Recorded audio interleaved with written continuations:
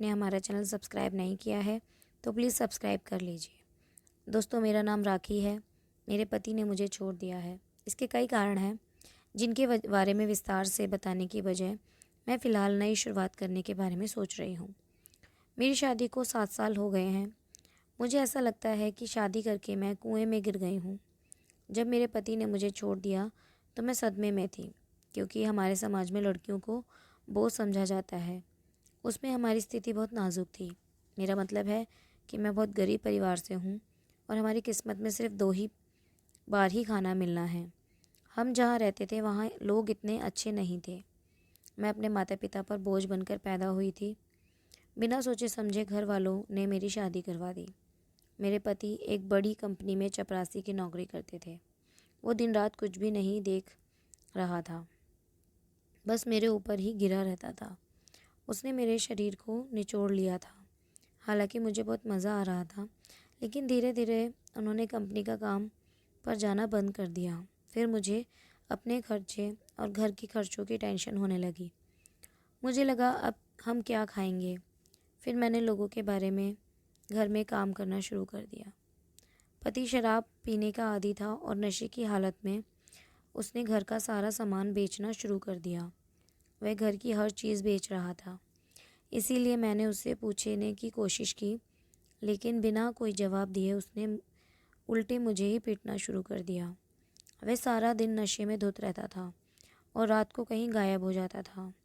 उसने मुझे पत्नी के रूप में सुख नहीं दिया और मैं अपने पति के सुख की अभिलाषा करती रही थी। एक दिन मेरा उससे बहुत बड़ा झगड़ा हो गया।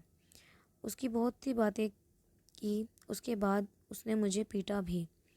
और उस दिन उसने मुझे जो बताया उस पर मुझे विश्वास नहीं हो रहा था। उसने कहा कि उसकी 2 पत्नियां हैं, साथ ही 2 या 3 बच्चे भी हैं। उसने मुझसे कहा, तुम मुझे पसंद हो इसलिए मैंने तुमसे शादी की। अब मैं थक गया हूँ, मुझे अब तुम्हारी ज़रूरत नहीं है, और उसने मुझे छोड़ दिया। अब मैंने फ़ैसला किया कि मुझे भी दोबारा शादी करनी चाहिए। मुझे एक शेफ़ मिला जो होटल में खाना बनाता था। उसका नाम जगदीश है। मैंने उससे शादी करने की सोची क्योंकि जगदीश को मैं अच्छे तरीके से जानती थी। पिछले 1-2 साल से उनके होटल से काम कर रही थी। मैं जगदीश के स्वभाव को अच्छी तरह से जानती थी और बहुत अच्छे इंसान थे। वे अपना काम भी बहुत ईमानदारी से करते थे और मुख्य बात यह है कि वे नशे के आदी नहीं था और मैं भी वहाँ काम कर रही थी। मेरी सैलरी 10,000 रुपये थी और जगदीश की सैलरी 22,000 रुपये थी। जगदीश यह नहीं था बल्कि उड़ीसा राज्य का था। वह ठीक से हिंदी बोल नहीं पाता था। वह मुझे पसंद था, इसीलिए मैंने जगदीश से शादी करने के बारे में सोचा। लेकिन उसने मुझे बताया कि वह शादीशुदा है और वहीं उनके घर में उनकी पत्नी और बच्चे हैं। मैं यहाँ सिर्फ काम करने आया हूँ। ये सब सुनकर मुझे बहुत दुख हुआ, क्योंकि मैं उससे प्यार करती थी और जगदीश भी मुझसे प्यार करता था। मैंने उसे ये बात समझाने की कोशिश की, लेकिन जगदीश ने मुझसे कहा, देखो मैं नहीं जानता कि मैं यहाँ कितने दिन रहूँगा। मुझे कभी कभी घर जाना पड़ता है। आप किसी और को देखो और उससे शादी कर लो। इससे मुझे गुस्सा आया, इसीलिए मैंने जगदीश को सबक सिखाने का फ़ैसला किया। मैंने उस पर आरोप लगाया, मैंने जगदीश को एक लड़की के साथ देखा था और मैं तुम्हारी पत्नी को फ़ोन करके कहानी सुनाऊंगी और ये सब चीज़ें सिर्फ तुम्हारे लिए ही कर रही हूँ। मैं तुमसे बहुत प्यार करती हूँ और तुमसे शादी करना चाहती हूँ। लेकिन जगदीश सुनने को तैयार नहीं था। उसे कुछ पता नहीं था कि क्या हुआ था। लेकिन एक दिन अचानक जगदीश तैयार हो गया। उसने मुझसे कहा, ठीक है, मैं तुमसे शादी करने के लिए तैयार हूँ। और फिर जगदीश ने मुझसे शादी कर ली। उसने अब काम पर जाना कम कर दिया, लेकिन मैंने बाद में उससे कहा, अब हम काम करेंगे। हम दोनों फिर से ठीक से काम करने लगे। अब हमें पैसे की बहुत मिलते थे, लेकिन वह मुझे पैसे नहीं देता था। वह अपनी पत्नी को पैसे भेजता था। वह अपनी पत्नी से बहुत प्यार करता था।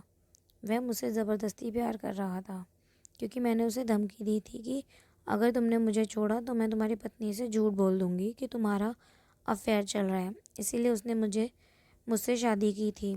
ये बात उसे पता थी, इसलिए मैंने उस अपनी शारीरिक ज़रूरतों को पूरा करने के लिए जगदीश का ही सहारा लिया। मुझे तो मेरे पति ने छोड़ दिया था, मेरी भी कुछ ज़रूरतें थीं। इसे पूरा करने के लिए मैंने जगदीश का सहयोग लिया। मैं जो भी चाहती थी जगदीश मुझे दे देता था। वह दिन भर काम करके थक जाता था और फिर भी वह रात भर मुझे प्यार करता था और मुझे सोने नहीं देता था। वो जैसे चाहे मेरे बदन को दबाता था और मुझे भी बहुत ये पसंद आया। जगदीश ने मुझसे कहा, मैं तुमसे प्यार करता हूँ और तुम मुझसे प्यार करती हो, इसीलिए मैं तुम्हारे साथ रह रहा हूँ। और मैं जगदीश को वैसे ही सुख दे रही थी जैसा वो चाहता था। लेकिन एक बार मैं गर्भवती होने वाली थी। फिर मैंने ये बात जगदीश को बताने की सोची, लेकिन फिर सोचा कि अगर ये बात जानने के बाद वह मुझसे दूर चला गया तो कभी वापस नहीं आएगा। और मैं जानती थी कि वह मेरे साथ प्यार का खेल खेल रहा है और मुझसे जितना चाहे उतना सुख ले रहा है।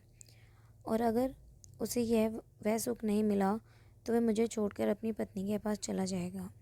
वह मेरे साथ कार्यक्रम करना पसंद कर रहा था और वह मेरे साथ जो चाहे वो कर रहा था। फिर एक दिन उसे पता चला मैं गर्भवती हूँ, तो उसने कहा, अब मुझे बच्चा नहीं चाहिए। अगर तुम इसे रखना चाहते हो तो रखो, अगर तुम इस बच्चे को रखोगे तो मैं तुम्हें छोड़कर चला जाऊँगा।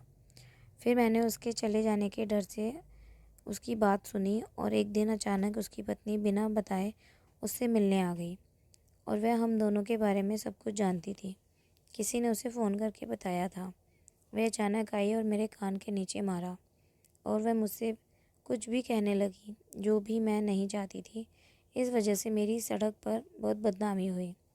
फिर वह अपने पति के साथ अपने गांव चली गई और मैं भी कितनी पागल थी। एक पल की खुशी के लिए अपनी पूरी ज़िंदगी जोखिम में डाल दी और मैं ही अपनी बदनामी का कारण बन गई।